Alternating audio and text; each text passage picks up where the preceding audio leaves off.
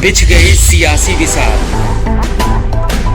खेला जा रहा है सियासी खेल, जारी है वार पलटवार। शह और मात के खेल में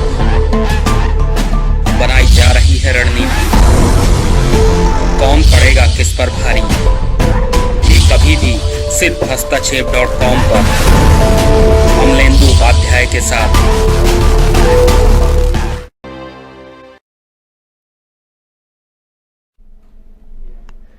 नमस्कार, न्यूज पॉइंट लेकर हाजिर हूं मैं राजीव। विधानसभा चुनावों की हलचल के बीच देश की सबसे पुरानी पार्टी कांग्रेस ने आज अपना 137वां स्थापना दिवस मनाया है। कांग्रेस की राजनीतिक यात्रा के लिहाज से ये एक महत्वपूर्ण मुकाम है, लेकिन देश की राजनीति के लिए भी कांग्रेस का ये सफर उतना ही अहम रहा है। आप जानते ही हैं कि आजादी के पहले से लेकर के अब तक कांग्रेस का प्रभाव देश की राजनीति पर रहा है, लेकिन जब से बीजेपी ने 2014 में सत्ता संभाली, तब से बार बार कांग्रेस मुक्त भारत का नारा सुनने को मिला। हालांकि बीजेपी का ये सपना अब तक पूरा नहीं हो पाया है, बल्कि जिस कांग्रेस को बीजेपी ने खत्म समझ लिया था और ये मान लिया था कि देश की राजनीतिक पिच पर अब केवल बीजेपी का खेल ही चलेगा, वो बीजेपी की खुशफहमी निकली, क्योंकि कुछ वक्त तक पैवेलियन में रहने के बाद अब कांग्रेस मैदान में वापसी करती हुई दिख रही है। विधानसभा चुनावों में जिस तरह कांग्रेस से बीजेपी को टक्कर मिल रही है, उससे पता चलता है कि बीजेपी की बादशाहत वाले दिन जो हैं अब चले गए हैं। अब मैदान में कांग्रेस भी है और यूपी की बात करें तो वहां समाजवादी पार्टी बीजेपी से सत्ता लेने की तैयारी में लगी हुई है। बीजेपी भी समाजवादी पार्टी की इस मजबूत दावेदारी से घबराई हुई है, इसीलिए अब बीजेपी के दिग्गजों का जमावड़ा यूपी में होने लगा है।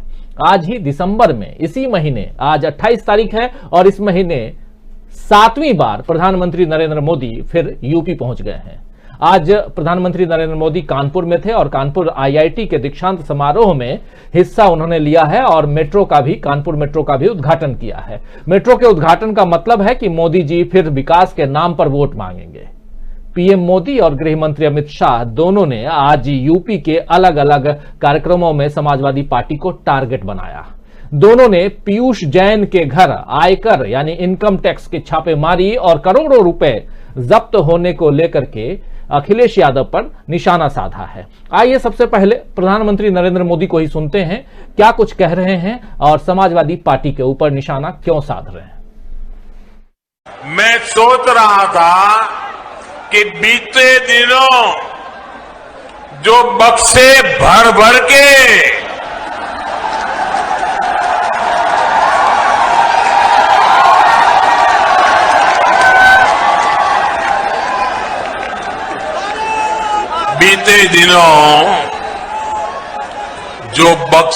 भर भर के नोट मिली है, नोट, उसके बाद भी ये लोग यही कहेंगे कि ये भी हमने ही किया है।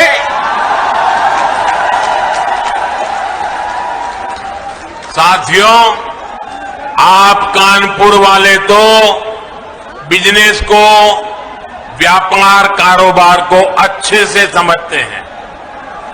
2017 से पहले भ्रष्टाचार का जो इत्र उन्होंने पूरे यूपी में छिड़क रखा था, वो फिर सबके सामने आ गया है। लेकिन अब वो मुंह पे ताला लगा के बैठे हैं, क्रेडिट लेने के लिए आगे नहीं आ रहे हैं। नोटों का जो पहाड़ जो पूरे देश ने देखा, वही उनकी उपलब्धि है, यही उनकी सच्चाई है। तो सुना आपने, पीएम मोदी ने यह भी कहा कि जिन दलों की आर्थिक नीति ही भ्रष्टाचार हो, वो यूपी का विकास नहीं कर सकते हैं। जबकि अमित शाह ने भी दूसरी तरफ, आज वो हरदोई में थे शायद, और वहां उन्होंने समाजवादी पार्टी की ABCD जनता को समझाई है, जिसमें एक का मतलब अपराध और आतंक बताया, अमित शाह ने, और बी का मतलब भाई भतीजावाद, सी का मतलब करप्शन और डी का मतलब दंगा बताया है। ये अमित शाह अपने अंदाज में एबीसीडी बता रहे हैं, मगर अखिलेश यादव ने भी बीजेपी को अब उसी की तरह जवाब देना सीख लिया है। अखिलेश यादव ने आज ये बतला दिया कि समाजवादी पार्टी के करीबी पर छापेमारी के चक्कर में बीजेपी ने अपने ही आदमी पर कार्रवाई कर दी है। समाजवादी पार्टी का इत्र पुष्पराज जैन ने तैयार किया था और आईटी वालों ने पीयूष जैन के घर पर छापा मार दिया। आइए सुनते हैं अखिलेश यादव को। ये सरकारें फोन टेप करती हैं और देखिए सरकार से क्या गलती हुई। पुष्पराज जैन ने जो इत्र बनाया था, आप लोगों के माध्यम से, पत्रकार साथियों के माध्यम से ये प्रचार किया गया कि वो समाजवादी पार्टी का है। दोपहर आते आते हमारे पास जागरूक पत्रकारों को भी समझ में आ गया समाजवादी पार्टी से कोई रिश्ता नहीं है, तो वो भी पलट गए दोपहर के बाद तक। सुबह तो यही हेडलाइन चल रही थी, समाजवादी पार्टी का इत्र कारोबारी। लेकिन मुझे खुशी है दोपहर आते आते हमारे पत्रकार साथी भी समझ गए कि समाजवादियों से कोई लेना देना नहीं है। आपको ये सोचना चाहिए कि गलत जगह छापा मार दिया बीजेपी ने, अपने ही कारोबारी पे छापा मार दिया, उसकी सीढ़ियां निकलवाइए। अगर एक एक भाजपा के नेता का नाम ना निकले तो बताइएगा। जो पीयूष जैन जिनके वो घर में छापा पड़ा है, जिनके यहाँ अभी भी नोट निकलने, अब तो नोट निकलना बंद हो गए हैं। बेसमेंट में नोट निकले, दीवालों में नोट निकले, लॉकर्स में नोट निकले। जिम्मेदार कौन है? वो छापा मारना चाहते थे इत्र वाले कहे, उसका नाम था पुष्पराज जैन, इनका नाम था पीयूष जैन। लगता है डिजिटल इंडिया की गलती हो गई, पुष्पराज जैन की जगह पीयूष जैन आ गए, तो पीयूष जैन के यहाँ छापा मार दिया। और सोचो क्या निकला, सोचिए उत्तर प्रदेश में इतना रुपया किसी का नहीं निकला होगा। जो सरकार में है वो बता सकते हैं रुपया कहां से आया है, जिनकी बैंकें हैं वो बता सकते हैं कि बैंकों से पैसा कब निकाला गया है। और अगर नई नई गड्डियां निकली हैं उसमें, तो जिस बैंक की गड्डी पर नाम लिखा होगा, जिस बैंक से निकला होगा, वो बैंक बता सकती है कि किस समय निकाला गया है। तो ये थे अखिलेश यादव जो पुष्पराज जैन और पीयूष जैन के बारे में बता रहे हैं, और इत्र वाला कौन है सच में ये बताने की कोशिश कर रहे हैं। तो एक तरफ यूपी में चुनाव के पहले नया सिलेबस बीजेपी तैयार कर रही है, जिसमें हिंदुत्व के बाद अब भ्रष्टाचार के नाम पर वोट बटोरने की तैयारी है। तो वहीं समाजवादी पार्टी ने बतला दिया है कि वो भी चुनाव जीतने की अपनी तैयारी में लगी हुई है। यूपी में कांग्रेस भी इस बार अपना दम दिखला रही है, लेकिन उसका सिलेबस मुद्दों पर आधारित है। पंजाब और उत्तराखंड में भी कांग्रेस मजबूती से खड़ी है, और आज सोनिया गांधी ने 137वें स्थापना दिवस पर, कांग्रेस के स्थापना दिवस पर यह संदेश दे दिया है कि लोकतंत्र और संविधान को दरकिनार करने की कोशिशों के बीच कांग्रेस चुप नहीं रहेगी। कांग्रेस की यह ललकार क्या बीजेपी की नींव कमजोर करेगी? आइए आज इसी पर चर्चा करेंगे, और चर्चा के लिए हमारे साथ कुछ साथी इस वक्त मौजूद हैं। आइए सबसे परिचय करवाऊं आपका। और इस वक्त चार वरिष्ठ पत्रकारों की टोली हमारे साथ मौजूद है। हमारे साथ बने हुए हैं वरिष्ठ पत्रकार प्रशांत टंडन जी। प्रशांत जी आपका स्वागत करता हूं। हमारे साथ बने हुए हैं वरिष्ठ पत्रकार प्रेम कुमार जी। प्रेम कुमार जी आपका स्वागत करता हूं। हमारे साथ ही सीधे कानपुर से जुड़े हुए हैं अवनीश कुमार। अवनीश जी आपका भी स्वागत है। और स्वागत है हमारे ऑनलाइन एडिटर अमलेंदु उपाध्याय जी का। बात कानपुर से लेकर के, कानपुर में प्रधानमंत्री नरेंद्र मोदी और आईआईटी के दीक्षांत समारोह से होते हुए मेट्रो के सफर तक में, नई मेट्रो और उस मेट्रो को लेकर के भी बहुत सारी बातें हुई हैं। लेकिन मेट्रो की बातों से ज्यादा महत्वपूर्ण बात पुष्पराज बनाम पीयूष जैन जो हम अभी आपको बता रहे थे। लेकिन इन सब के बीच आज कांग्रेस के 137वें स्थापना दिवस पर सोनिया गांधी क्या कुछ बोल रही हैं, ये सुनना ज्यादा जरूरी है, क्योंकि इस देश में इस वक्त लोकतंत्र बचाने की कोशिश में अगर कोई दिखाई देता है, कोई दल दिखाई देता है, तो वो है कांग्रेस पार्टी। आइए सुनते हैं कि सोनिया गांधी क्या कुछ कह रही हैं। जिन लोगों ने आजादी के आंदोलन में भागीदारी नहीं की, वे इसकी कीमत कभी नहीं समझ सकते।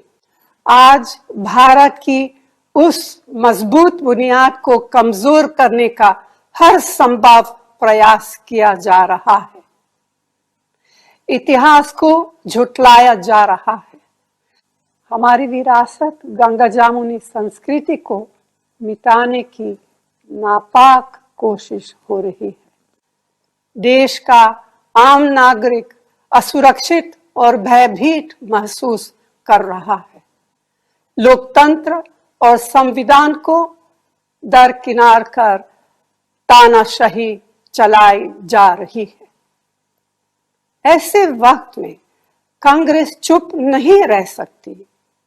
देश की विरासत को किसी को भी नष्ट करने की इजाजत नहीं देगी।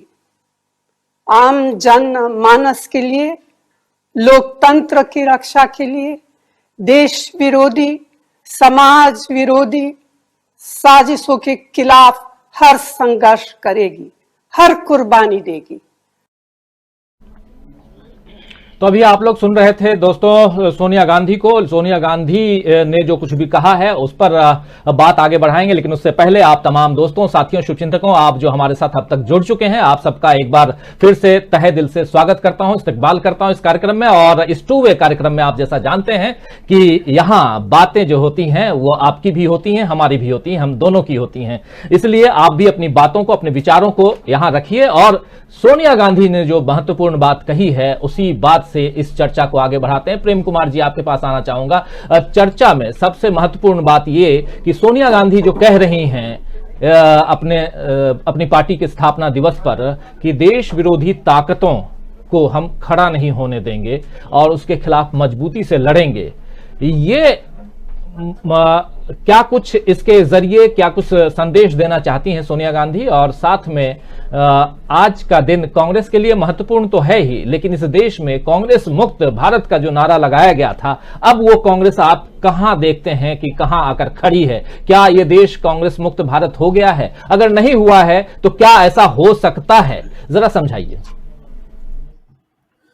राजीव जी, कांग्रेस मुक्त भारत का नारा तो खुद संघ ने इसको वापस ले लिया और जनता ने भी कांग्रेस मुक्त भारत के नारे से उसको पीछे धकेल दिया। भारतीय जनता पार्टी को इस नारे से पीछे हटना पड़ा, जबकि 2014 में बीजेपी की जीत के बाद लगातार जब वो एक के बाद एक राज्य जीत रही थी और वो बैक गियर लगा जब 3 प्रमुख राज्यों में कांग्रेस ने वापसी की।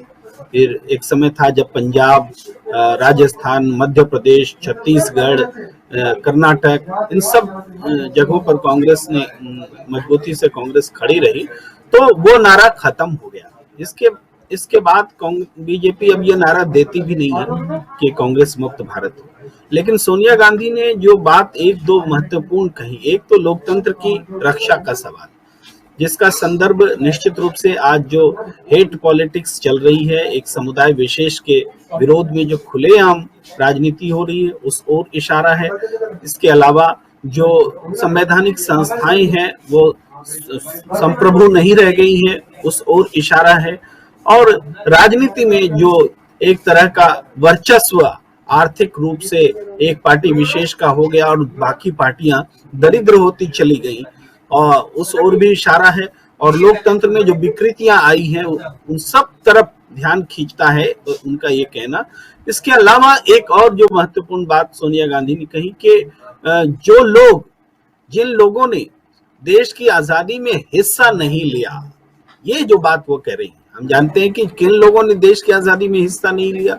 वो आज अपने आप को देशभक्त बता रहे हैं, वो अपने आप को देश का रक्षक बता रहे हैं। और यहीं से आप बात देखें तो कांग्रेस मुक्त का नारा देने वाले भी वही लोग हैं, यानी जिन लोगों ने देश की आजादी में रत्ती भर योगदान नहीं किया, अंग्रेजों का साथ देने का काम किया, वो लोग अपने आप को, उस परंपरा को, उस विरासत को मानने वाले लोग जो गर्व से मानते भी हैं, वो बताते हैं कि हम सच्चे देशभक्त हैं। और जिन लोगों ने देश के लिए आजादी की लंबी लड़ाई लड़ी, उसका नेतृत्व किया, उस विरासत को जो मानने वाले लोग हैं, उनको वो देशद्रोही, पाकिस्तान परस्त, चाइना परस्त, यानी देश के खिलाफ काम करने वाला बता रहे हैं। तो ये चुनौती कांग्रेस के सामने, क्योंकि आपने ये भी कहा कि कांग्रेस का आज स्थापना दिवस है और हम उस पर भी चर्चा कर रहे हैं, तो उस हिसाब से देखें तो 137वां स्थापना दिवस चाहे 136 साल जो बीते हैं, देखिए तकरीबन 100 साल बाद जब कांग्रेस जन्म ले रही थी 1885 में, तो 1985 के आसपास 84 में भारतीय जनता पार्टी भी जन्म ले रही थी, नए नाम से जनसंघ से बदल करके।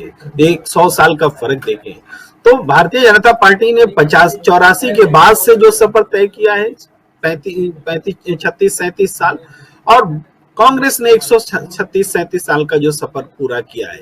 इन दोनों को हम कंपेयर करते हैं तो आज की स्थिति में कांग्रेस जरूर कमजोर है। कमजोर इस कई कारण है, और कांग्रेस ने लंबा समय भी शासन किया है, एंटी इनकम्बेंसी भी रही है। कांग्रेस गैर कांग्रेसी शासन के लिए जो राजनीति चली वो जयप्रकाश नारायण जी के आगे उत्तरोत्तर चलती गई।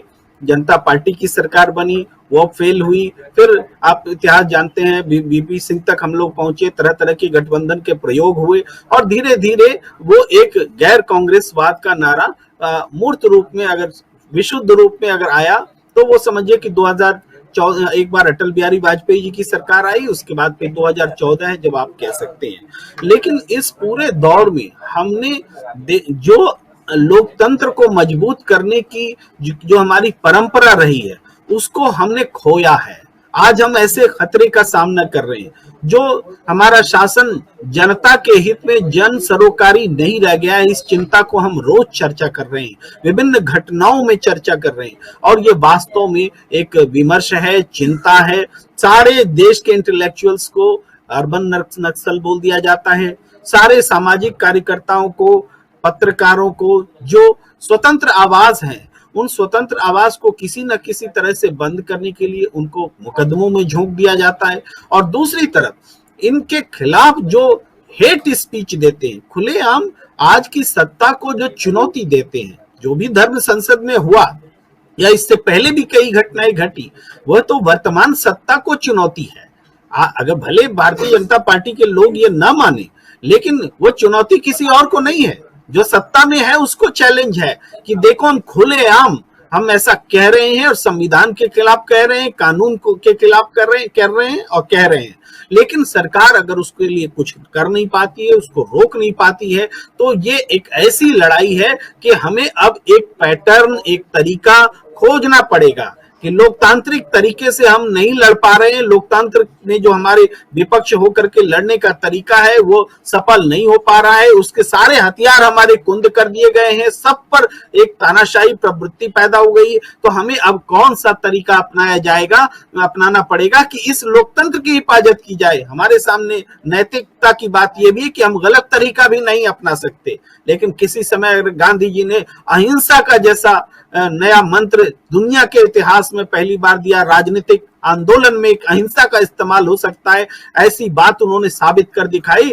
तो हमें एक बार फिर ऐसे ही इनोवेटिव आंदोलन की जरूरत है, जो इस तरीके से ऐसे हमलों को दूर कर सके। कम से कम आज सोनिया गांधी इसी चिंता की ओर इशारा करते दिख रही हैं। जी बहुत महत्वपूर्ण बातें आप रख रहे हैं प्रेम कुमार जी।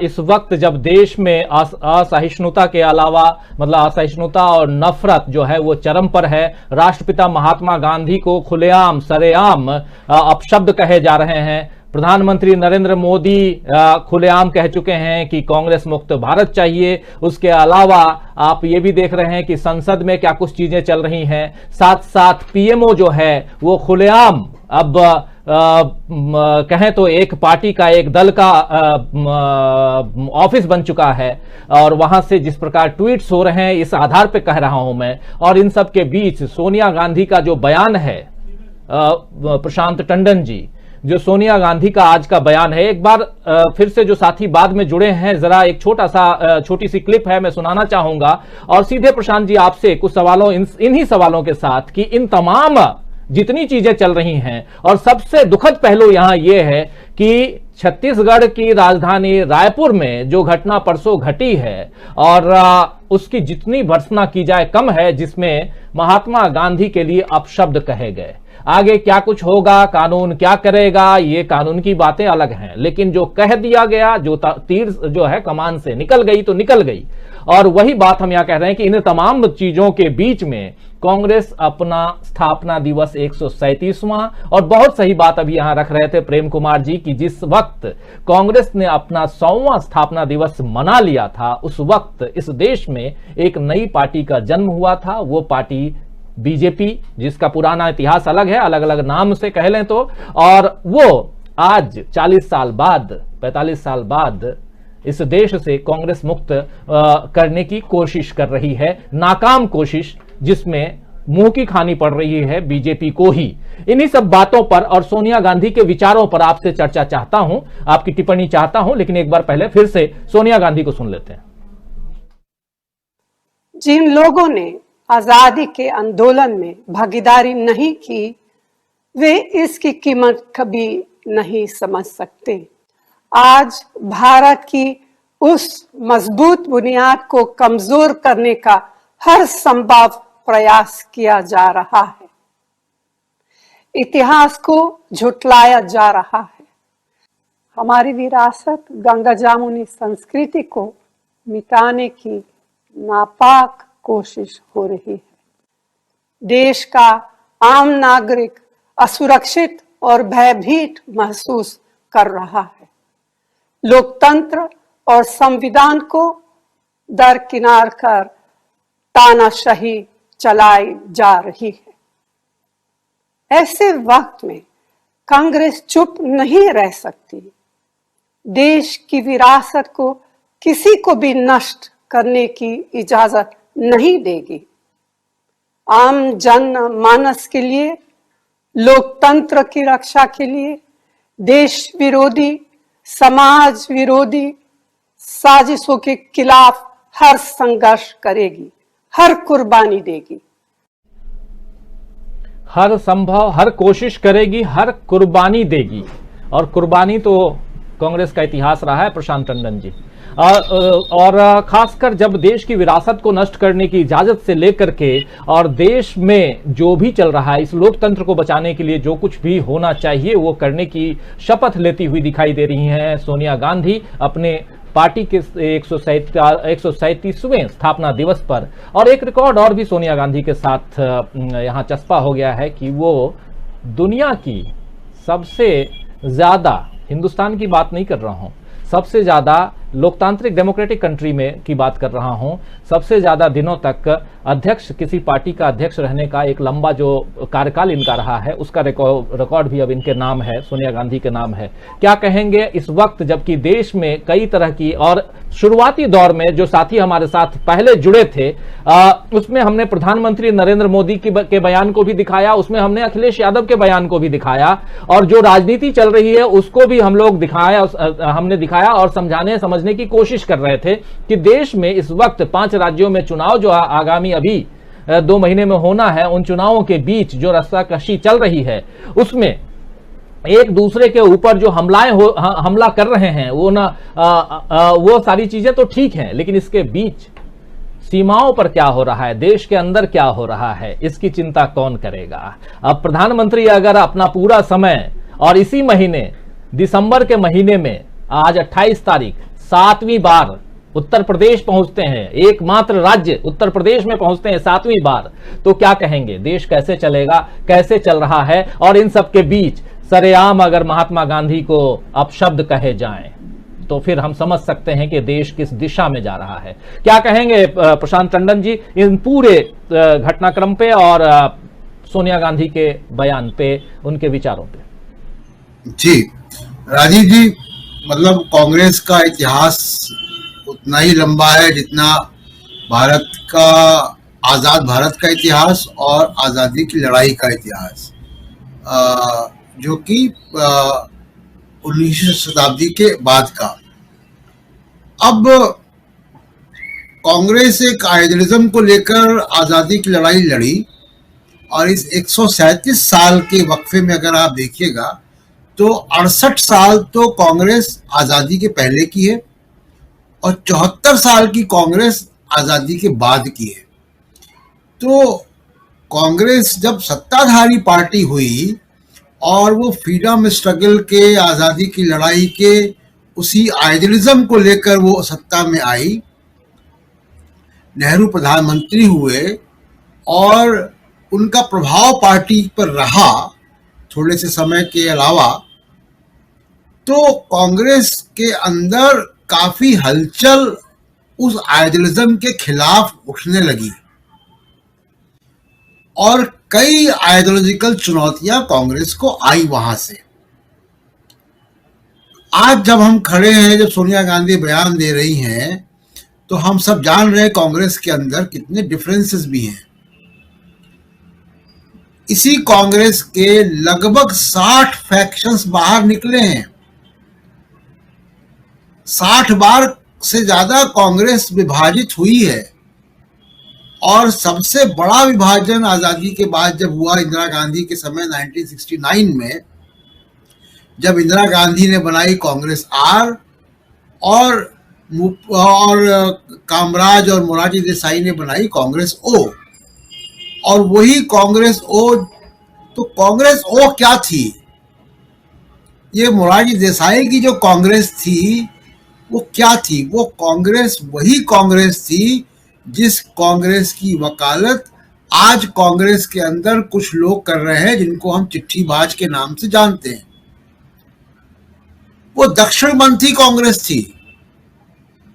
और आश्चर्य की बात है, मजे की बात है, इतिहास कैसे टर्न लेता है कि वही कांग्रेस ओ बाद में जनता पार्टी में विलय हुई और जनता पार्टी में उसी के सबसे बड़े नेता मोरारजी देसाई, जो दक्षिणपंथी थे, वो प्रधानमंत्री बन गए। तो ये वैचारिक द्वंद्व कांग्रेस में रहा है। तमाम सारी पार्टियां निकली, जिसमें आज भी कुछ पार्टियां मौजूद हैं, जिसमें कि एनसीपी है, जिसमें ममता बनर्जी की तृणमूल कांग्रेस है, जीके मूपनार की पार्टी मर्ज हुई थी, फिर उन्होंने अलग बना ली, ये तमिल मंदिला कांग्रेस, केरला कांग्रेस। बहुत सारी पार्टियां अभी भी मौजूद हैं जो कांग्रेस से निकली है। तो कांग्रेस तो पॉलिटिकल पार्टीज की गंगोत्री रही है भारत में। अब ये जो वैचारिक द्वंद्व कांग्रेस के अंदर रहा है, मैं नेताओं की बात नहीं कर रहा हूं, मैं वैचारिक द्वंद्व की बात कर रहा हूं। वो वैचारिक द्वंद्व जो वामपंथी यानी लेफ्ट टू सेंटर वाली कांग्रेस, सोशलिस्ट नीतियों वाली कांग्रेस और दक्षिणपंथी कांग्रेस के बीच जो द्वंद्व रहा है, जिसमें विभाजन हुआ, वही द्वंद्व आज भी है, वही द्वंद्व इसके पहले भी था। आज की कांग्रेस को ये तय करना है, या मैं कहूं कि राहुल गांधी पिछले कुछ वर्षों से ये कोशिश कर रहे हैं कि वो जो ओरिजिनल कांग्रेस थी लेफ्ट टू सेंटर वाली, वहां ले जाए। और कांग्रेस के अंदर एक बड़ा भारी तबका जो मिडिल लीडर्स का है, वो ये कोशिश कर रहा है कि वो मोरारजी देसाई वाली जो कांग्रेस है, वो ये कांग्रेस बन जाए। मोरारजी देसाई की कांग्रेस को बॉम्बे क्लब यानी उद्योगपतियों का समर्थन था, जिसको जो कांग्रेस के अंदर एक सिंडिकेट था, जो सिंडिकेट बाद में कांग्रेस ओ बना, उस सिंडिकेट को बॉम्बे के उद्योगपतियों का समर्थन था। और उस सिंडिकेट को किस तरीके से कांग्रेस ने खत्म किया और इंदिरा गांधी ने वापस पार्टी की आइडियोलॉजी को स्थापित किया, आज जरूरत इस बात की है। यानी सोनिया गांधी जरूर वो बीजेपी की तरफ इशारा कर रही है, लेकिन मैं कहूंगा कि कांग्रेस के अंदर राजीव गांधी के समय से दक्षिणपंथी टेंडेंसीज आना नई कांग्रेस में, मॉडर्न कांग्रेस में आना शुरू हो गई थी।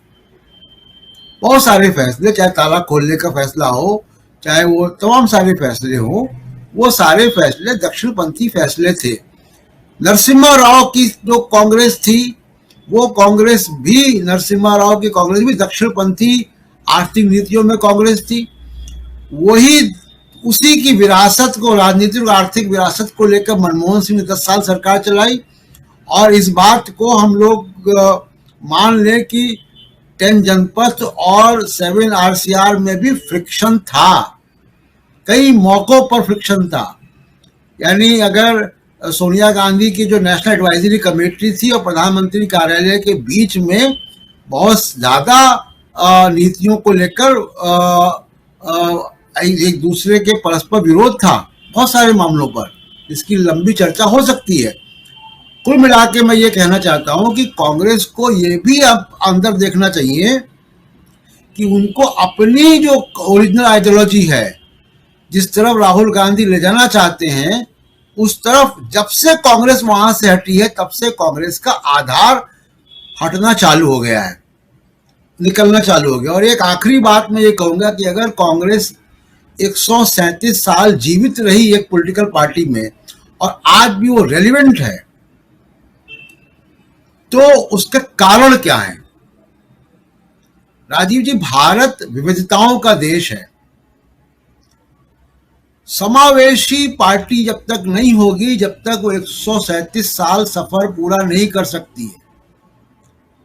आज की जो भारतीय जनता पार्टी है, उसकी 80% सीटें हिंदी बेल्ट या पश्चिम भारत से आती हैं।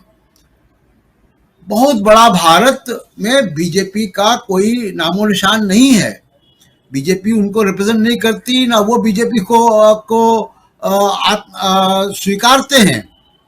जब तक बीजेपी की स्वीकार्यता गैर हिंदी भाषी क्षेत्रों में वैसी नहीं होगी जैसी कांग्रेस की रही है और आज भी है, भले ही कितना कम हो जाए, लेकिन कांग्रेस का vote share across the country spread है। राहुल गांधी केरल से मेंबर ऑफ पार्लियामेंट हैं। तो ये अगर बीजेपी को भी 100 साल पूरे करने हैं, तो बीजेपी को भी अपनी नीतियों को समावेशी करना पड़ेगा, चाहे वो दलितों के प्रति सम्मान हो, बराबरी का, या महिलाओं के प्रति, या माइनॉरिटीज के प्रति, और गैर हिंदी भाषी लोगों के प्रति। ये बीजेपी को ये चीज कांग्रेस से सीखनी चाहिए कि कैसे वो 137 साल तक जीवित रहे। मुझे नहीं लगता कि अगर बीजेपी अपनी इन रिजिड नीतियों पर बहुत ही अगर रहेगी तो बीजेपी का सफर कोई 100 साल का होगा, मुझे लगता नहीं। आप रख रहे हैं यहां पर, और कांग्रेस और बनाम बीजेपी को क्या कुछ सीखने की जरूरत है कांग्रेस से, ये बातें भी आप रख रहे हैं यहां पर। अमलेंदु उपाध्याय जी, बीजेपी को सीखने के लिए बहुत कुछ है, लेकिन अभी बीजेपी 7वें आसमान पर है और उसे लगता है कि सब कुछ हमारे पास है, सब कुछ पा लिया, जैसा प्रधानमंत्री नरेंद्र मोदी कहेंगे वैसा ही होता जाएगा। और एक और भी दिलचस्प वाकया अभी पिछले दिनों सामने आया है, वो भी उत्तर प्रदेश से, कि जहां स्थानों के नाम, प्लेटफॉर्म और स्टेशनों के नाम, ये सब तो हम लोग देख ही रहे हैं, बदलते रहे हैं और वहां के मुख्यमंत्री इसमें काफी आगे हैं। अब इंसानों के नाम भी बदले जा रहे हैं। आपको पता है, अकबर इलाहाबादी का नाम जो है बदल करके अकबर प्रयागराजी कर दिया गया है। आपको पता है, तेग इलाहाबादी का नाम तेग प्रयागराजी कर दिया गया है। राशिद इलाहाबादी का नाम राशिद प्रयागराजी कर दिया गया है। तो ये चीजें जो है, समावेशी की बात हमारे साथी कह रहे हैं प्रशांत टंडन जी, समावेशी तथ्यों को, मूल्यों को समझने की जरूरत बीजेपी को कितनी है, ये इसी से पता चल सकता है कि कल को आपका नाम भी बदलना चाहे तो आप भी उत्तर प्रदेश से बिलोंग करते हैं, तो अगर गलती से वहां इलाहाबादी या कुछ और आपने गलती से रख लिया तो आप ये तय मानिए कि नाम आपका भी बदलेगा। अमलेंदु जी, इस वक्त ये तो हंसी मजाक में लेकिन महत्वपूर्ण बात रख रहे हैं, और ये कि कांग्रेस 137 साल पुरानी पार्टी और लगातार बनी हुई, देश को आज भी अगर मेन स्ट्रीम राजनीति की बात हो तो कांग्रेस के बिना राजनीति पूरी नहीं है। इस देश का लोकतंत्र जो है, उस लोकतंत्र में कांग्रेस का, क्योंकि हमारा जो लोकतांत्रिक ढांचा है उसमें राजनीति सर्वोपरि है, वहीं से चुन करके लोग आते हैं। इसलिए मैं पार्टियों की बात कर रहा हूं, पॉलिटिक्स की बात कर रहा हूं, और उसमें कांग्रेस सबसे ज्यादा इस देश पर राज करने वाली, आजाद भारत में पर राज करने वाली पार्टी है। उसका तमगा तो कांग्रेस के नाम पर है।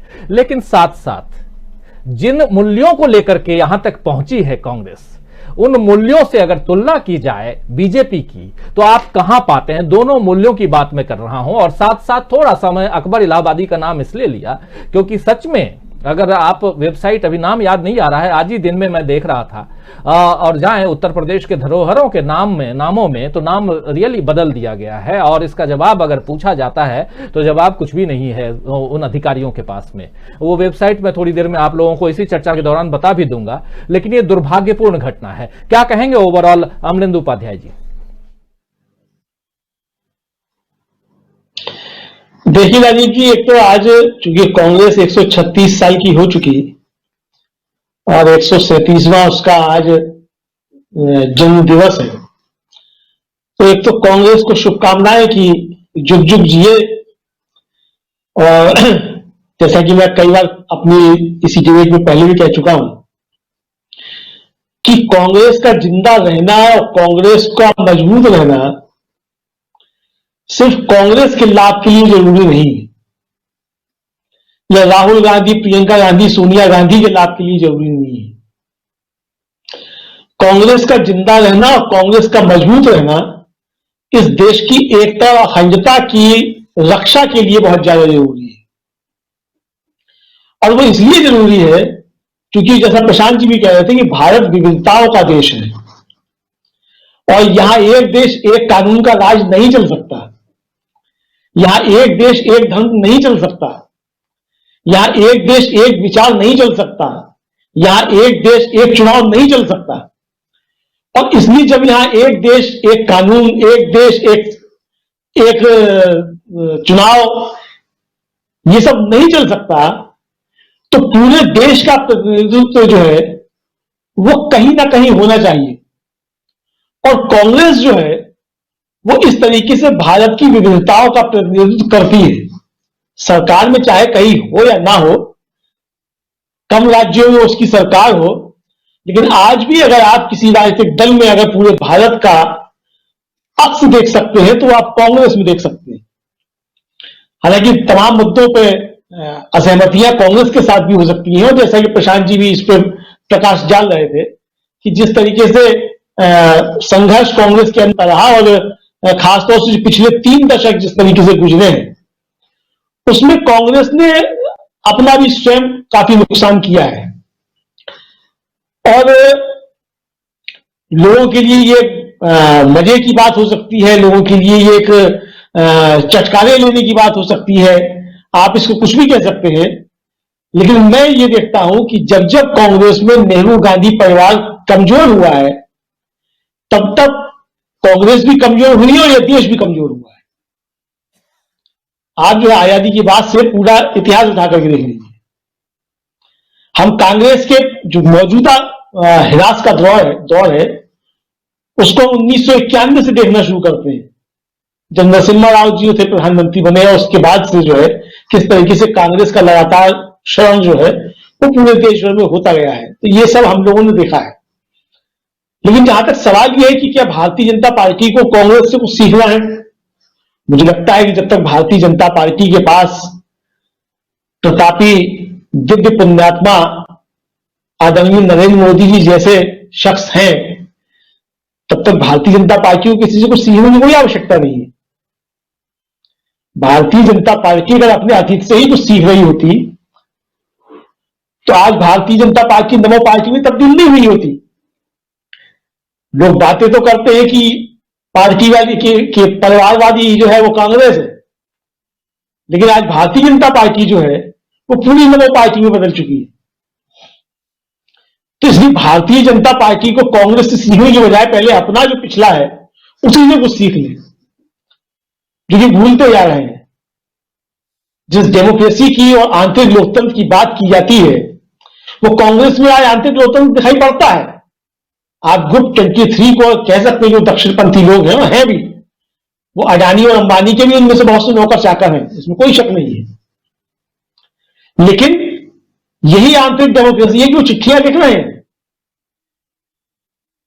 सोनिया गांधी के नेतृत्व पर भी सवाल उठा रहे हैं, राहुल गांधी के नेतृत्व पर भी सवाल उठा रहे हैं। लेकिन क्या आप ये आशा कर सकते हैं कि भारतीय जनता पार्टी के अंदर, ग्रुप तो छोड़ दीजिए, कोई इकलौता व्यक्ति भी जो है प्रधानमंत्री नरेंद्र मोदी की किसी नीति के खिलाफ कोई आवाज उठा सकता है? प्रधानमंत्री नरेंद्र मोदी बहुत बड़ी चीज है भारतीय जनता पार्टी में। क्या अमित शाह जी के खिलाफ ही कोई लिख सकता है? इस तरीके से ठीक नहीं लिख सकता। तो ये जो अंतर है, ये अंतर हमको देखना और समझना पड़ेगा। तो इसलिए भारतीय जनता पार्टी को कांग्रेस से सीखने की कोई आवश्यकता नहीं है, और कोई भी दल किसी दूसरे दल से सीखा नहीं करता है। सबकी अपनी अपनी रणनीति, अपनी अपनी राजनीति होती है, तो वो सबकी है। और कांग्रेस को जो है अब किस तरीके से आगे बढ़ना है, किस तरीके से, क्योंकि चुनौतियां निश्चित तौर पर कांग्रेस के सामने ज्यादा हैं। और चुनौतियां, मैं प्रशांत जी की बात से बिल्कुल सहमत हूं कि कांग्रेस को खतरा किसी नरेंद्र मोदी या भारतीय जनता पार्टी से नहीं है। कांग्रेस को जो चुनौतियां हैं वो कांग्रेस की अपनी अंदर की चुनौतियां हैं, और कांग्रेस को अपने अंदर की उन चुनौतियों से निश्चित तौर से पार पाने के लिए कोई ना कोई रास्ता निकालना होगा। और ये कांग्रेस के लिए ये सब जरूरी नहीं है। मैं फिर कहूंगा कि ये जरूरी है कि इस देश में डेमोक्रेसी बची रहे, इस देश की एकता अखंडता कायम रहे, और विविधताओं का देश जो गुलदस्ते के रूप में जिसको देखा जाता है, ये गुलदस्ता यूं ही खिलता रहे। इसलिए कांग्रेस का जिंदा रहना और कांग्रेस का मौजूद होना दोनों जरूरी है। राजीव जी बिल्कुल, लेकिन इसी बीच प्रधानमंत्री नरेंद्र मोदी 70 साल का राग तो लापते ही हैं। आज प्रेम कुमार जी, प्रधानमंत्री नरेंद्र मोदी जब आईआईटी कानपुर में दीक्षांत समारोह में हिस्सा ले रहे थे, तो भाषण में उन्होंने कहा कि आजादी के 25 साल बाद तक देश में जो है वो जिस ढंग से प्रोग्रेस करना चाहिए था वो प्रोग्रेस नहीं हुआ, इसलिए देश पिछड़ गया।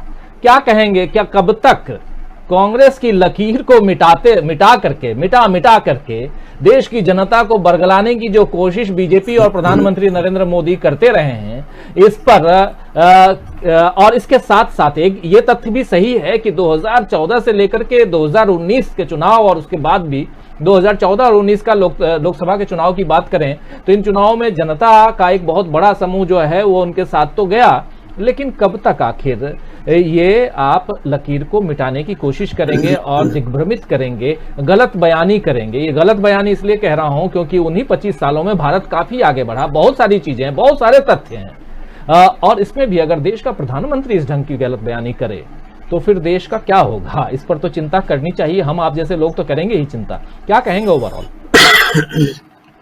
बिल्कुल राजीव जी, सही बात कह रहे हैं आप कि एक तो फैक्चुअली गलत है ये बात कि शुरुआती 25 साल में काम नहीं हुए, लेकिन अब इस बात को गलत कहने के लिए भी हमें तर्क देना चाहिए। प्रधानमंत्री ने हमें चुनौती रखी है कि हम उनकी बात को गलत बताएं।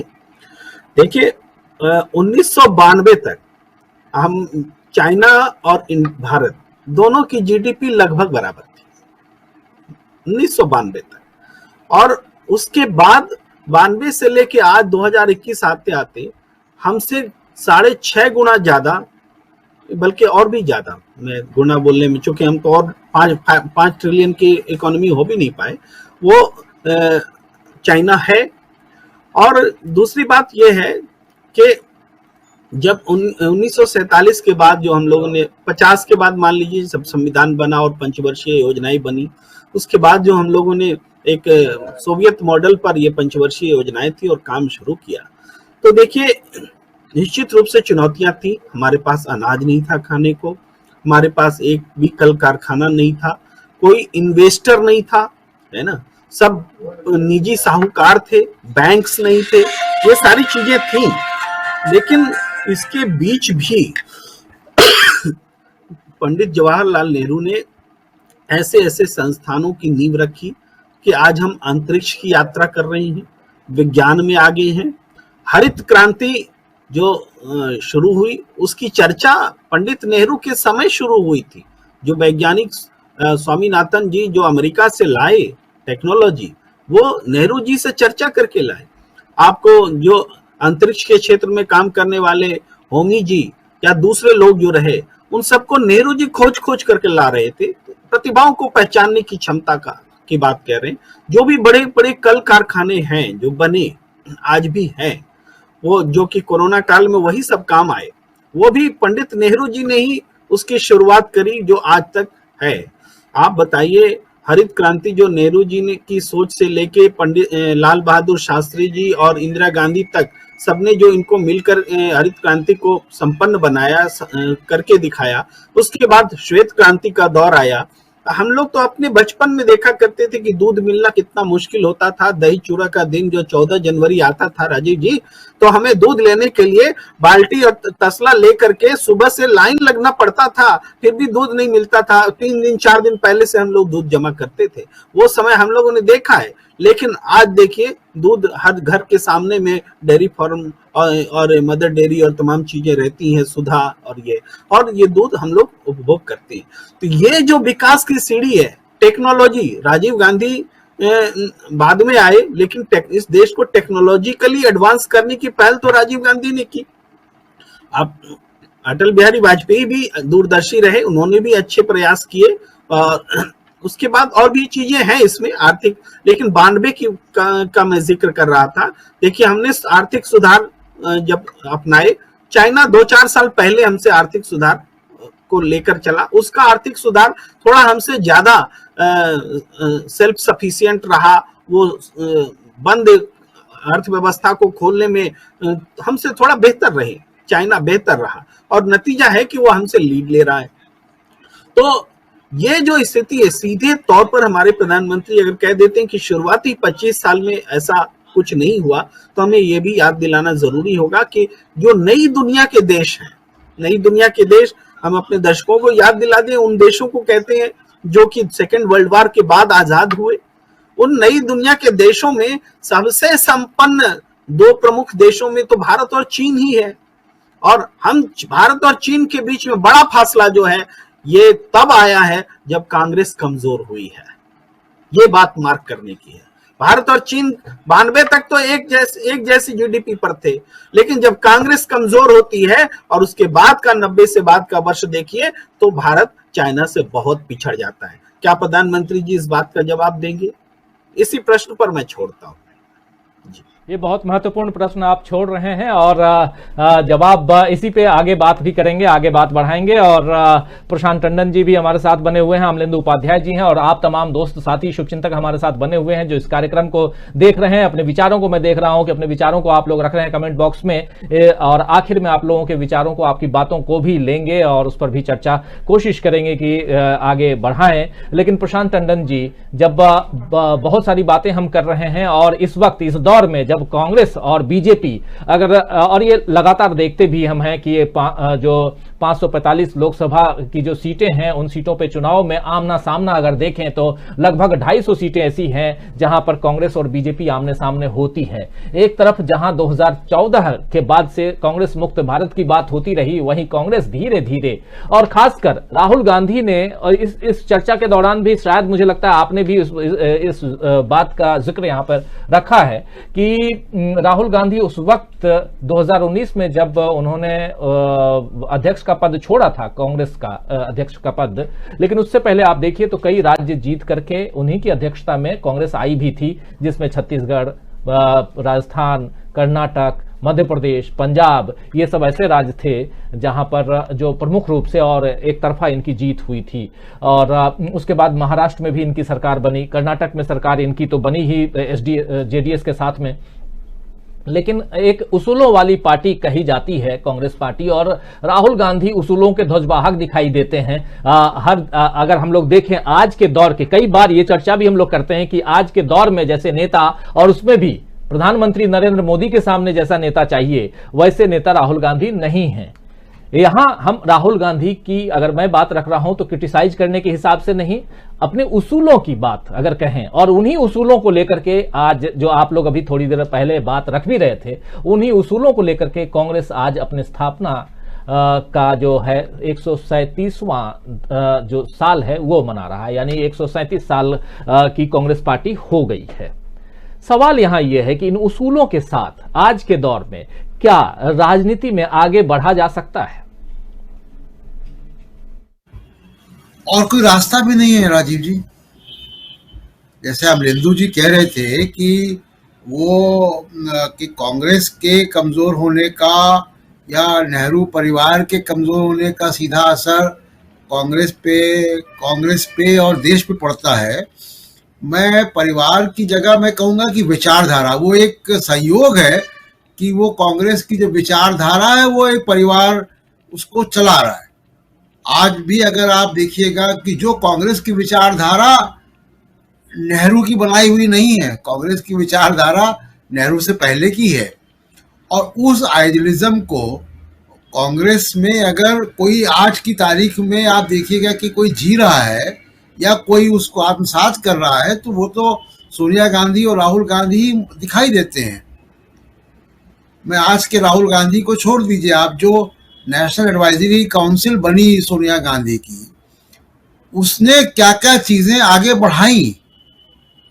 तो जो संविधान की हमारी जो आस्क है, जो संविधान की चाहत है बराबरी की, उस तरफ जो चाहे वो हर समय हर दौर में एक नई चुनौतियां आती हैं, नई समस्याएं आती हैं, उनके सलूशंस आने चाहिए। वो सलूशन आए, आरटीआई आया, मनरेगा आया, राइट टू फूड आया, राइट टू एजुकेशन आया। ये संविधान की चुनौतियों को, जो लोकतंत्र की चुनौतियां, उसको मीट करने का एक तरीका था कि सब्सिडी नहीं हो, अधिकार हो।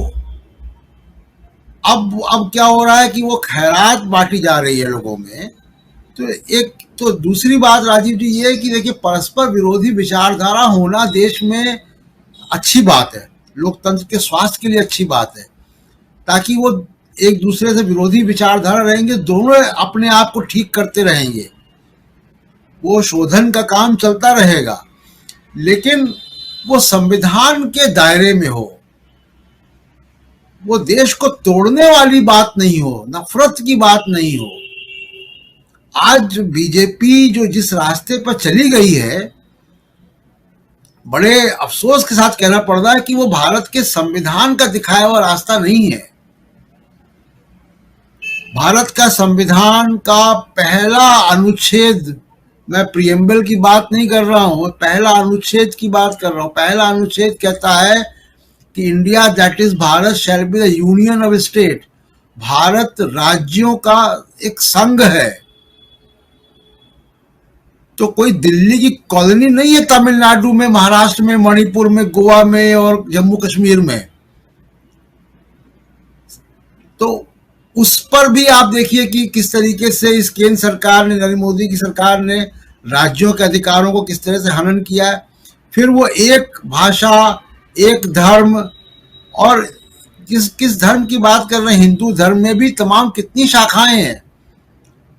यहाँ का हिंदू, उत्तर भारत का हिंदू जो है वो नहीं खाता है, लेकिन केरल का हिंदू तो बीफ भी खाता है। जो उत्तर पूर्व का हिंदू तो विशुद्ध रूप से मांसाहारी है, और उसको गाय के गोश्त से भी कोई परहेज नहीं है। एक स्वयं इन्हीं की सरकार के मंत्री भी कह चुके हैं, मोदी सरकार के मंत्री कह चुके हैं।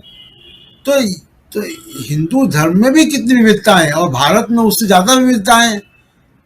तो उनको अगर आप आत्मसात नहीं करेंगे तो बहुत लंबा, जैसे मैंने पहले कहा कि बहुत लंबा सफर नहीं होगा। और कांग्रेस को जो चीजें देखनी है कि कांग्रेस, आप आजादी के पहले की कांग्रेस को देखिए, तो मुझे याद आ रहा है कम से कम 5 या 4 उनके अध्यक्ष, मौलाना आजाद समेत 5-6 अध्यक्ष उनके मुस्लिम हुए। तो कई दूसरे धर्मों के लोग हुए हैं, तो महिलाएं हुई है। सोनिया गांधी खुद महिला है, लेकिन उसके पहले सरोजिनी नायडू भी अध्यक्ष रह चुकी है कांग्रेस की। तो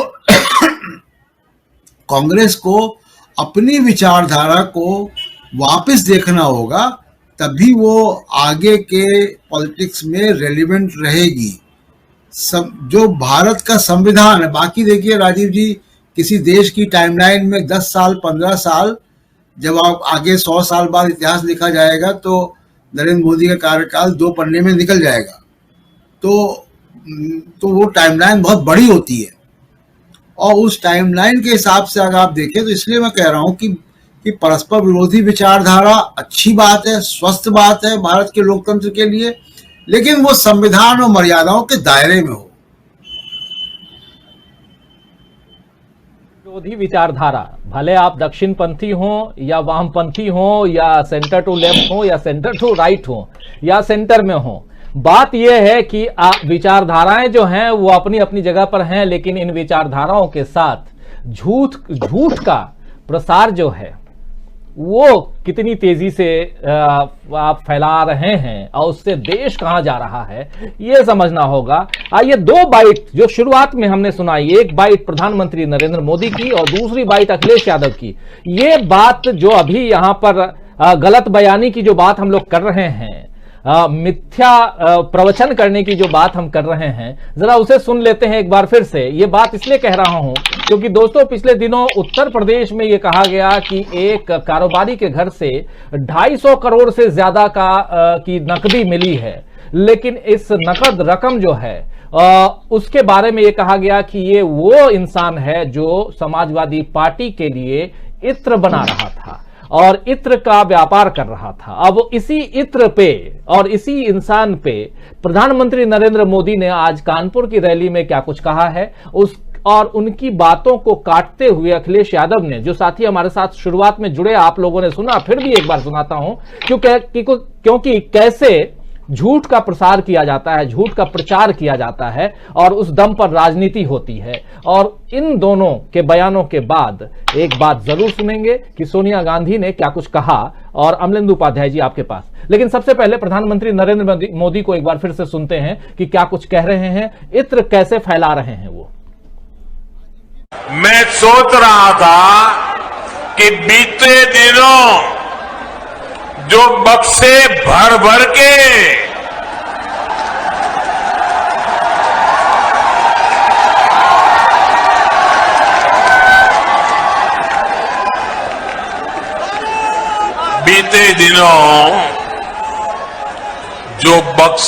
भर भर के नोट मिली है, नोट, उसके बाद भी ये लोग यही कहेंगे कि ये भी हमने ही किया है।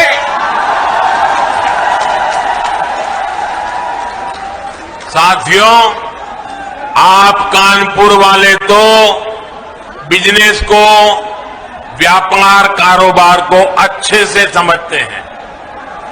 2017 से पहले भ्रष्टाचार का जो इत्र उन्होंने पूरे यूपी में छिड़क रखा था, वो फिर सबके सामने आ गया है। लेकिन अब वो मुंह पे ताला लगा के बैठे हैं, क्रेडिट लेने के लिए आगे नहीं आ रहे हैं। नोटों का जो पहाड़ जो पूरे देश ने देखा, वही उनकी उपलब्धि है, यही उनकी सच्चाई है। उपलब्धि सच्चाई बता रहे हैं प्रधानमंत्री नरेंद्र मोदी। अखिलेश यादव इस पर पलटवार कर रहे थे और क्या कुछ अखिलेश यादव कह रहे हैं जरा उन्हें भी सुन लेते हैं। ये सरकारें फोन टेप करती हैं और देखिए सरकार से क्या गलती हुई। पुष्पराज जैन ने जो इत्र बनाया था, आप लोगों के माध्यम से, पत्रकार साथियों के माध्यम से ये प्रचार किया गया कि वो समाजवादी पार्टी का है। दोपहर आते आते हमारे जागरूक पत्रकारों को भी समझ में आ गया समाजवादी पार्टी से कोई रिश्ता नहीं है, तो वो भी पलट गए दोपहर के बाद तक। सुबह तो यही हेडलाइन चल रही थी, समाजवादी पार्टी का इत्र कारोबारी। लेकिन मुझे खुशी है दोपहर आते आते हमारे पत्रकार साथी भी समझ गए कि समाजवादियों से कोई लेना देना नहीं है। आपको ये सोचना चाहिए कि गलत जगह छापा मार दिया बीजेपी ने, अपने ही कारोबारी पे छापा मार दिया, उसकी सीढ़ियां निकलवाइए। अगर एक एक भाजपा के नेता का नाम ना निकले तो बताइएगा। जो पीयूष जैन जिनके वो घर में छापा पड़ा है, जिनके यहाँ अभी भी नोट निकल रहे, अब तो नोट निकलना बंद हो गए, बेसमेंट में नोट निकले, दीवालों में नोट निकले, लॉकर्स में नोट निकले, जिम्मेदार कौन है? वो छापा मारना चाहते थे इत्र वाले कहे, उसका नाम था पुष्पराज जैन, इनका नाम था पीयूष जैन। लगता है डिजिटल इंडिया की गलती हो गई, पुष्पराज जैन की जगह पीयूष जैन आ गए, तो पीयूष जैन के यहाँ छापा मार दिया। और सोचो क्या निकला, सोचिए उत्तर प्रदेश में इतना रुपया किसी का नहीं निकला होगा। जो सरकार में है वो बता सकते हैं रुपया कहां से आया है। जिनकी बैंकें हैं वो बता सकते हैं कि बैंकों से पैसा कब निकाला गया है। और अगर नई नई गड्डियां निकली हैं उसमें, तो जिस बैंक की गड्डी पर नाम लिखा होगा, जिस बैंक से निकला होगा, वो बैंक बता सकती है कि किस समय निकाला गया है। अमलेंदु जी, यहाँ दो लोगों की बातें, एक प्रधानमंत्री नरेंद्र मोदी और दूसरे समाजवादी पार्टी के मुखिया हैं और पूर्व सीएम हैं उत्तर प्रदेश जैसे बड़े राज्य के, बड़े सूबे के, और एक दूसरे पर और खासकर ये कह रहे हैं, और इनकी बातों में, इनकी दलीलों में, यानी अखिलेश यादव की बातों में दम तो दिखाई दे रहा है, क्योंकि पुष्पराज और पीयूष दो अलग अलग बातें हैं। और यहीं पर यह बात भी आती है कि जब इस देश में दक्षिणपंथी और वामपंथी और सेंटर टू लेफ्ट और सेंटर टू राइट और सेंटर की हम बात कर रहे हैं, ऐसे में जब कांग्रेस आज अपना स्थापना दिवस मना रही है 137वां, और बहुत सारी चुनौतियों के बीच में, ऐसी चुनौतियों से कैसे कांग्रेस लड़ेगी?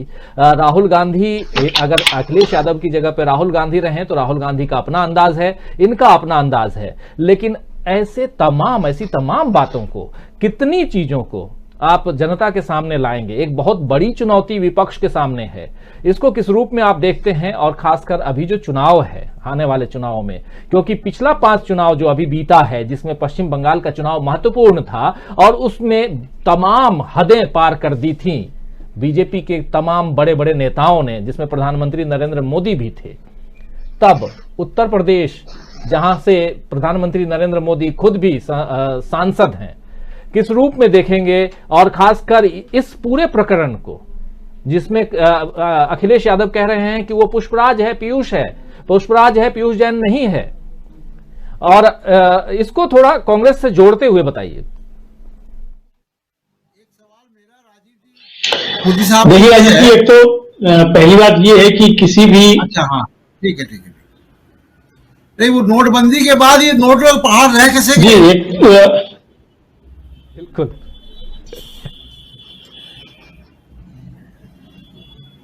एक तो राजीव जी ये है कि गंदगी साफ करने के लिए गंदगी की आवश्यकता नहीं होती है।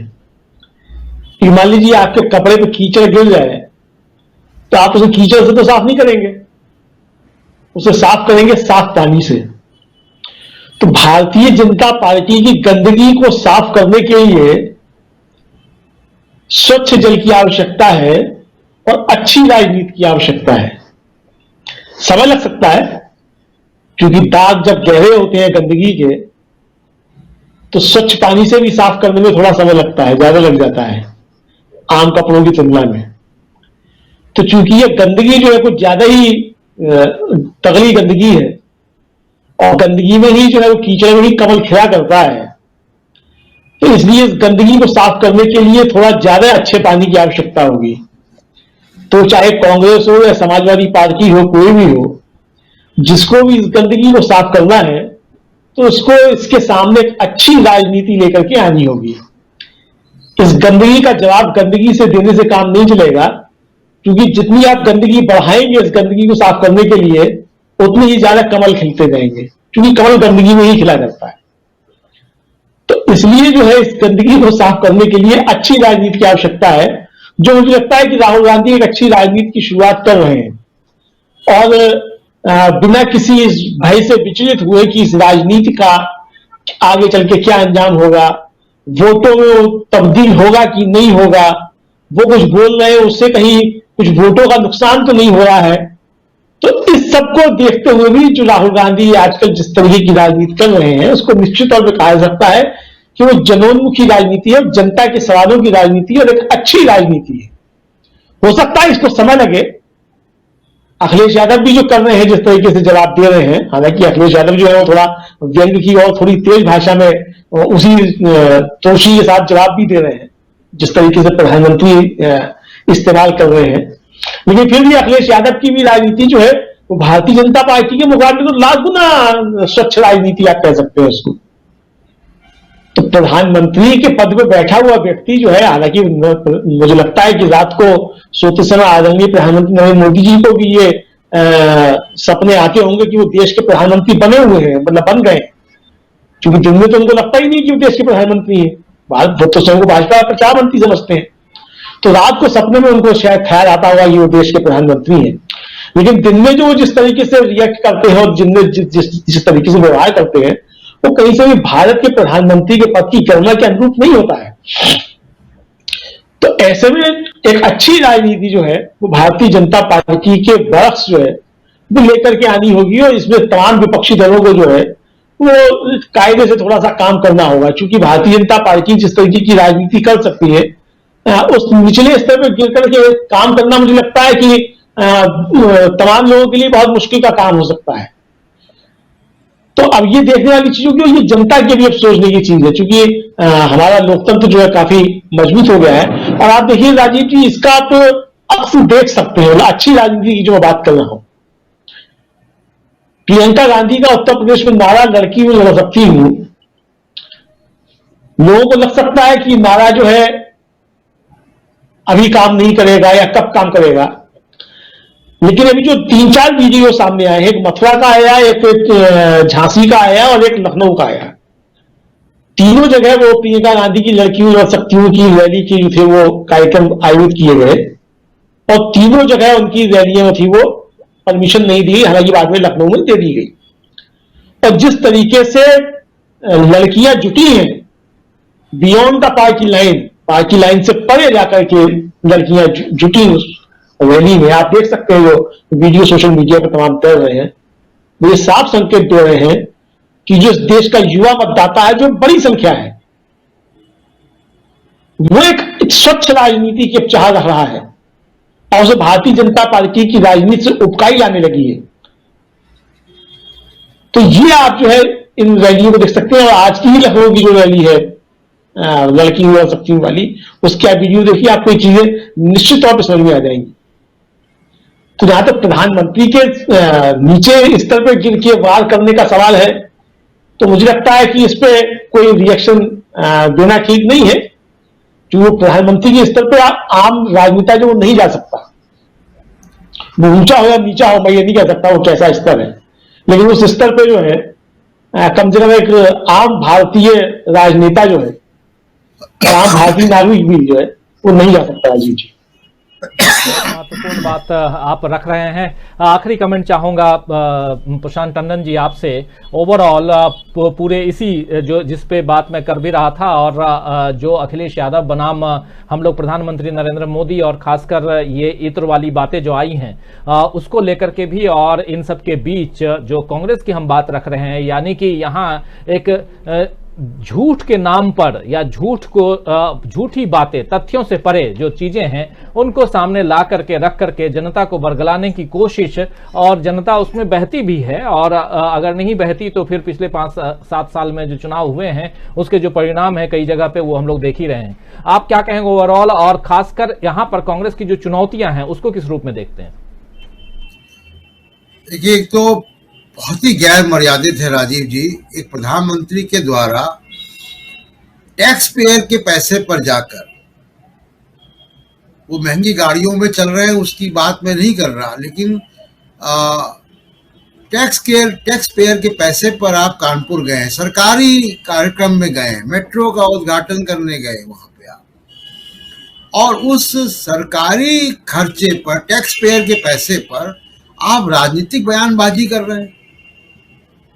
आप अखिलेश यादव पे राजनीतिक हमले कर रहे हैं तमाम नाटकीयता के साथ। वो प्रधानमंत्री के पद को कितना शोभा देता नहीं देता वो तो हम कल बंगाल की रैलियों में भी देख चुके हैं कि दीदी वो दीदी जिस तरीके से वो कह रहे थे, तो मुझे कोई बहुत अपेक्षा भी नहीं उनसे। लेकिन राजीव जी, इमरजेंसी जब लगी है उसके पहले इंदिरा गांधी पर यह आरोप लगा कि कुछ पुलिस वालों ने इंदिरा गांधी का मंच बनाने के लिए गड्ढे खोद दिए या कुछ काम कर दिया, जिसके आरोप में इंदिरा गांधी को इलाहाबाद हाईकोर्ट में पिटीशन हुई। भारत की एकमात्र प्रधानमंत्री जो कि अदालत के कटघरे में खड़ी हुई जाकर, और वो मुकदमा हारी इलाहाबाद हाईकोर्ट से, उनका रायबरेली चुनाव निरस्त हो गया।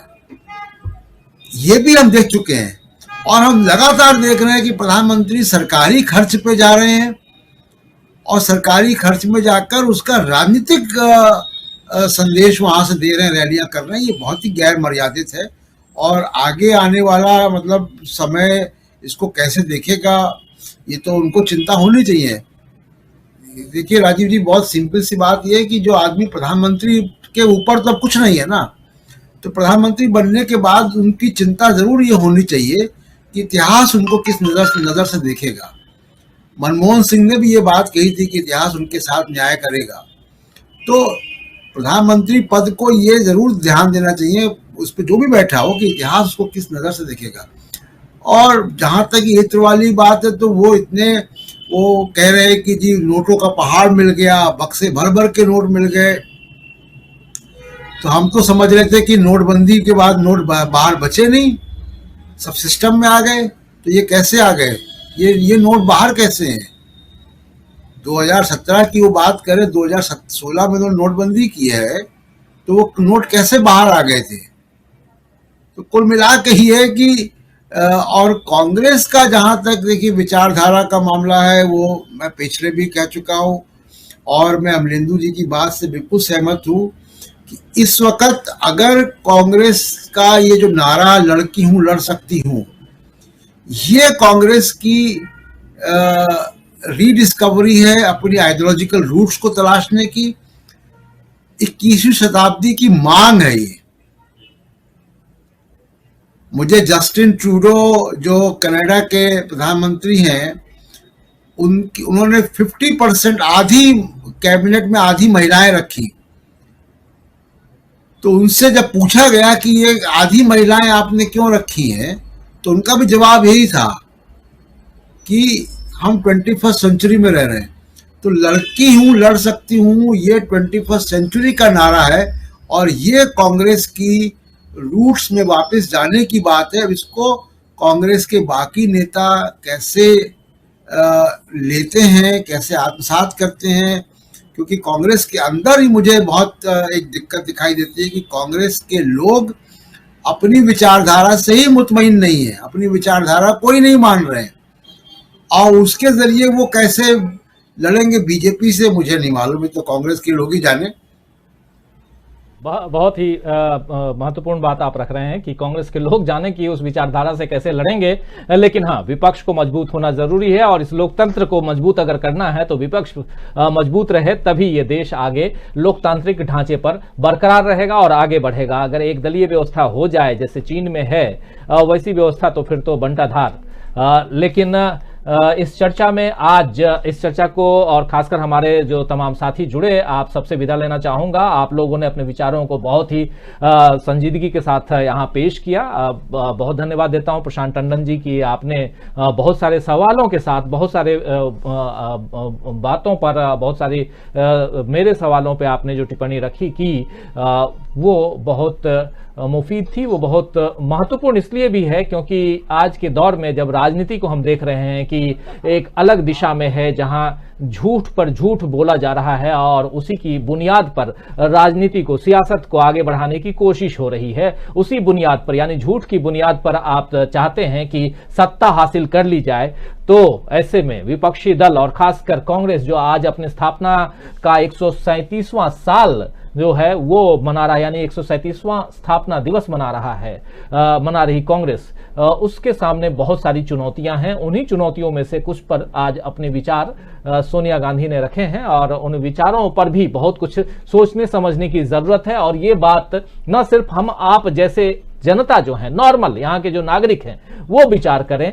राजनीतिक जो कोई पार्टी, उनकी विचारधारा, उनकी बातों से इतर मैं बात कर रहा हूं कि हाँ, ये सही है कि नफरत का कारोबार अगर कोई कर रहा है, नफरत का बीज बोने की कोई कोशिश कर रहा है, तो फिर उसको अपने से दूर करें, यही जरूरत है। इस देश में गांधी की जरूरत है, गोडसे की जरूरत नहीं है। भले गोडसे के नाम पर जयकारे लगाने वाले लोग भी बहुत पैदा हो गए हैं, बहुत लोग मिल जाएंगे, मूर्तियां लगाने वाले भी बहुत लोग मिल जाएंगे, लेकिन फिर भी ये देश गांधी के सिखाए गए रास्ते पर चलकर ही आजाद हुआ है। इस इतिहास को, इस तथ्य को नहीं भूल सकते हैं। और बहुत महत्वपूर्ण बात अभी प्रशांत जी कह रहे थे कि इतिहास किस नजर से देखेगा, ये बात भी समझना होगा कि आखिर आने वाले समय में, जैसे कि पूर्व प्रधानमंत्री मनमोहन सिंह ने कहा था कि इतिहास जो है वो उस नज़र से देखेगा, इतिहास समझेगा, आने वाला समय समझेगा कि मैं कैसा प्रधानमंत्री था। वैसे ही प्रधानमंत्री नरेंद्र मोदी को भी ये सोचना होगा कि आने वाले समय में जब वो प्रधानमंत्री नहीं रहेंगे,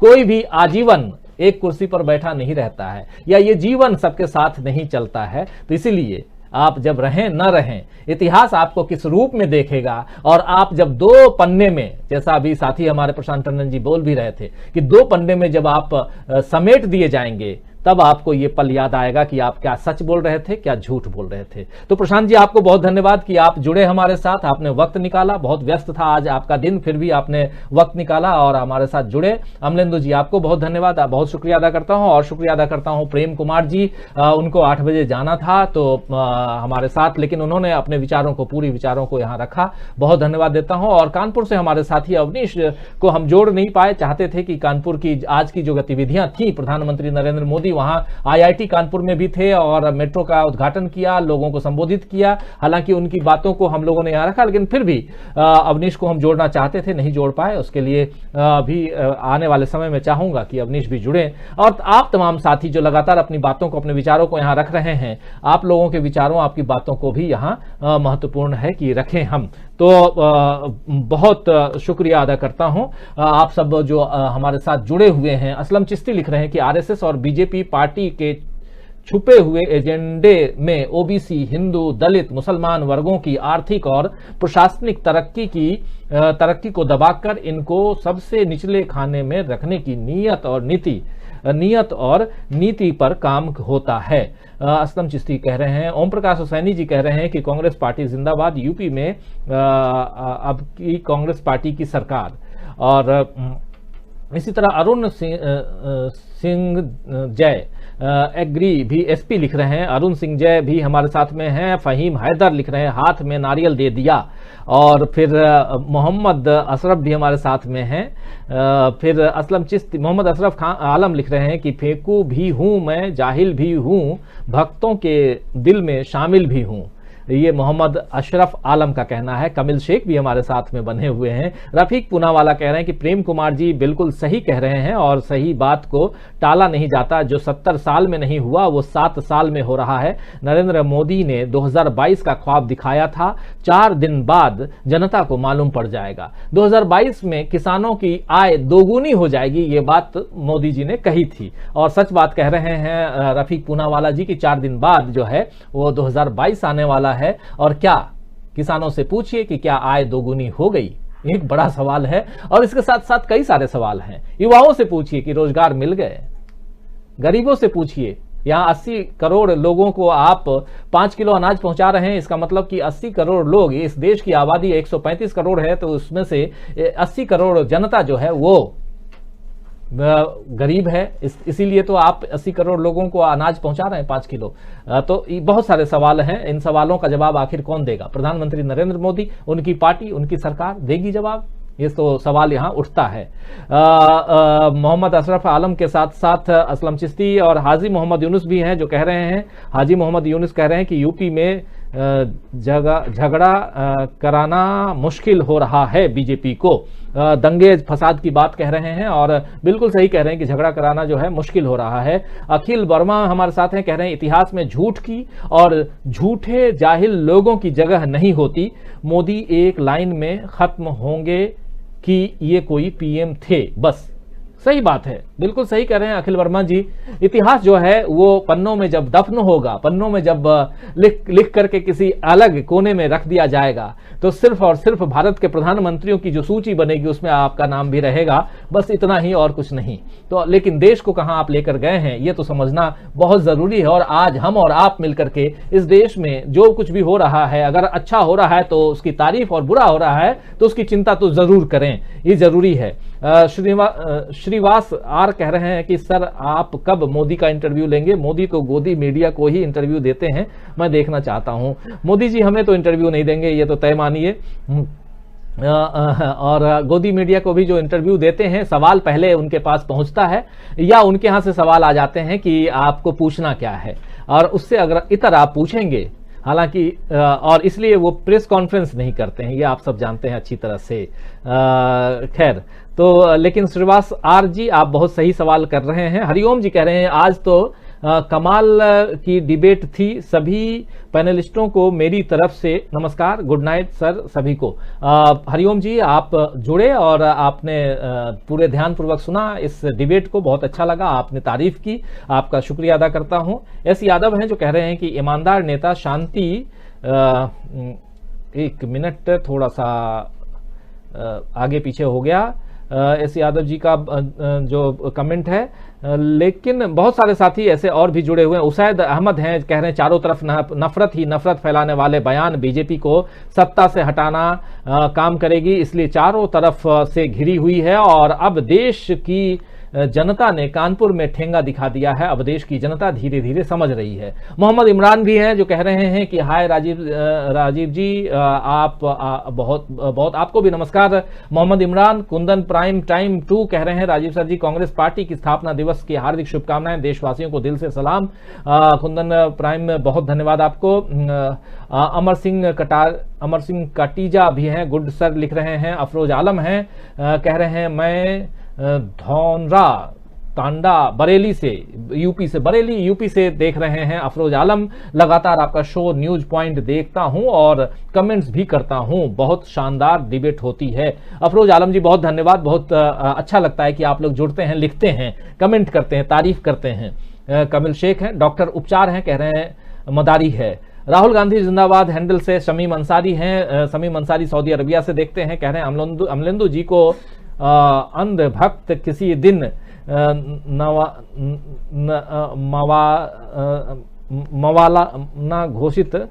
मवाली ना घोषित कर दे, टोपी देखकर मौलाना ना घोषित कर दें। अच्छा, तो ये कह रहे हैं अमलेंदु जी के लिए, शमीम अंसारी सऊदी अरबिया से देख रहे हैं, जो टोपी पहने हैं उसको लेकर के कह रहे हैं अमलेंदु जी के बारे में। मोहम्मद नदीम है जो कह रहे हैं आदाब सलाम, आपको भी बहुत बहुत आदाब नमस्कार सलाम मोहम्मद नदीम जी। और अब्दुल अजीज हैं जो कह रहे हैं कि कांग्रेस मैसी जब तक आरएसएस के एजेंट नहीं जाएंगे तब तक कांग्रेस ऊपर नहीं आ सकती है। इसी तरह बहुत सारे और भी साथी हैं, कमिल शेख हैं, नीलम लश्कर हैं जो कह रहे हैं why we aren't live without religion, why we aren't live as a human. बहुत सही सवाल आप नीलम लश्कर जी कह रहे हैं कि हम विदाउट रिलीजन और विदाउट रिलीजन हम क्यों नहीं रह सकते हैं। ये बहुत बड़ा सवाल, बहुत सही वाजिब सवाल आप कर रहे हैं। अब्दुल अजीज भी, कुलविंदर संधू भी हमारे साथ बने हुए हैं। कुलविंदर संधू कह रहे हैं कि धर्म जाति आधारित दलों को हराओ, तरक्की विकासवादी सरकारें लाओ, महंगाई बेरोजगारी से छुटकारा पाओ। बिल्कुल सही बात है, बिल्कुल सही। और इसी तरह और भी हैं, मुनीर खान भी हैं, गोदी मीडिया पर बोलो। कुलविंदर संधू हैं हमारे साथ, असलम चिश्ती बने हुए हैं जो कह रहे हैं भाजपा सरकार बड़ी तेजी से भारतीय संपत्ति को बेचने में लगी हुई है, महंगाई से हर शख्स चीख रहा है, इस सरकार पर कोई असर नहीं हो रहा है। हाजी मोहम्मद यूनुस भी हैं, अली राजा भी हमारे साथ में बने हुए हैं, कुलविंदर जी बने हुए हैं, असलम जी बने हुए हैं हमारे साथ में, और शमीम अंसारी बने हुए हैं हमारे साथ में, और ऐसे ही मोहम्मद सबीर भी हमारे साथ में, अली राजा भी हैं, बिलीव एंड बिकम हैं जो कह रहे हैं कि गुड डिबेट, ट्रांसपेरेंट, फेकू की तो पता ही नहीं चल रहा है क्या कर रहे हैं धृतराष्ट्र, ये कह रहे हैं बिलीव एंड बिकम। और मुजीबुल्लाह शेख भी हैं, good night all of you. ये बात तो सबको मानना पड़ेगा कि कितनी नफरत फैल गई है इंडिया में, पहले ऐसा नहीं था। अगर मैं झूठ बोल रहा हूं तो आप सच बताओ। मुजीबुल्लाह शेख जी आप बिल्कुल सही बोल रहे हैं, आप झूठ नहीं बोल रहे हैं और बात सही कह रहे हैं कि भारत में जो है वो नफरत फैला दी गई है और ये बात माननी पड़ेगी। जाकिर मंसूर भी हैं, महात्मा गांधी जिंदाबाद लिख रहे हैं, और साथ में ऐसे और भी साथी बहुत साथी पहले भी, अनिल कुमार भी हमारे साथ में हैं, प्लीज राजीव जी लिख रहे हैं, और असलम जी भी हमारे साथ में हैं, कह रहे हैं सरकारें आती जाती रहेंगी, संघर्ष भी होता रहेगा, लेकिन डीबी लाइव के पत्रकारों का इस दौर में ईमानदारी के साथ पत्रकारिता करना याद रखा जाएगा। असलम भाई आपको बहुत धन्यवाद, बहुत शुक्रिया अदा करता हूं कि आप तारीफ करते हैं। अली राजा कह रहे हैं सर बीजेपी जो चाहती है कि चुनाव जो बाद में हो, तो सर क्या जरूरी है कि इसका फायदा बीजेपी को होगा? हो सकता है इसका फायदा हो, इसलिए। और फिर तेज प्रताप यादव गुड नाइट कह रहे हैं। महक सैनी इंडियन आर्म लिंक कह रहे हैं कांग्रेस नहीं बीजेपी।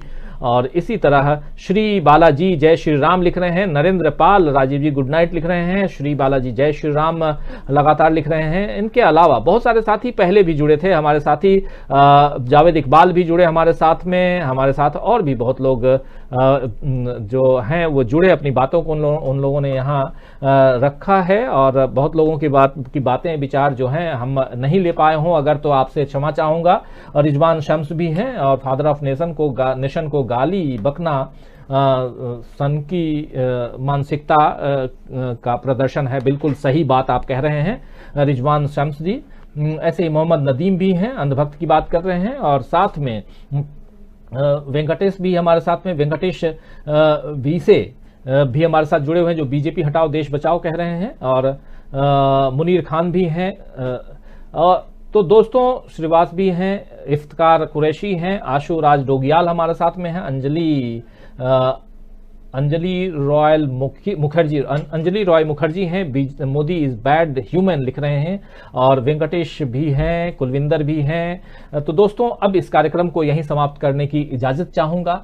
कल शाम 7 बजे फिर हाजिर होऊंगा कुछ खबरों के साथ, कुछ पैनलिस्टों के साथ में, और साथ में होंगे आप तमाम दोस्त साथी शुभचिंतक जो अपनी बातों को रखते हैं, अपने विचारों को रखते हैं। और अच्छा लगता है कि आप हौसला अफजाई करते हैं, अपनी बातों को रख करके कमेंट बॉक्स में कमेंट करते हैं। और हमारी कोशिश रहती है कि आप सबके कमेंट को यहां रखूं, पढ़ूं, लेकिन कई बार होता है कि छूट भी जाता है। जैसे अभी बाद में अशोक सक्सेना जी का कमेंट देख रहा हूं कि देश के वर्तमान नेतृत्व को इतिहास माफ नहीं करेगा। और ऐसे ही मोहम्मद जमालुद्दीन जी सऊदी अरबिया से हमें देखते हैं वो जुड़ गए हैं। मोतीलाल नोहिवाल जी जुड़े हुए हैं हमारे साथ में, फिर कलीम सैयद जुड़े हुए हैं। तो ऐसे तमाम साथी, मोहम्मद नदीम भी हैं, अरुण सिंह एग्री भी हैं हमारे साथ में, जो कह रहे हैं कि आज का डिबेट सर बहुत अच्छा लगा, सर पूरा देश जागरूक है, गोदी हो या मोदी। तो अच्छा लगता है कि आप लोग जैसे लोग जुड़ते हैं। फिर रामजन अली भी हैं, श्री बालाजी भी हमारे साथ जुड़े हुए हैं, कह रहे हैं कि अभी तक मेरी 35 साल की उम्र हो गई पर मैंने योगी आदित्यनाथ जैसा मुख्यमंत्री नहीं देखा, श्री बालाजी कह रहे हैं। तो ऐसे सब अपने अपने विचार रखते हैं। यहाँ पर AS&A क्रिएटिव कह रहे हैं अभी तक का धूर्त राजा नहीं देखा, ये कह रहे हैं। फिर ठाकुर ब्रजेश इरपाची भी हमारे साथ में कह रहे हैं सभी राजनीतिक पार्टियां अपनी अपनी रोटियां सेकने पर लगी हुई हैं। बिल्कुल सही बात है, आप भी बहुत सही रख रहे हैं। मुनीर खान भी हैं गोदी मीडिया, और हाजी मोहम्मद यूनुस भी। तो तमाम दोस्तों अब विदा लेता हूं, नमस्कार, गुड नाइट, शुभ रात्रि, शब बखैर।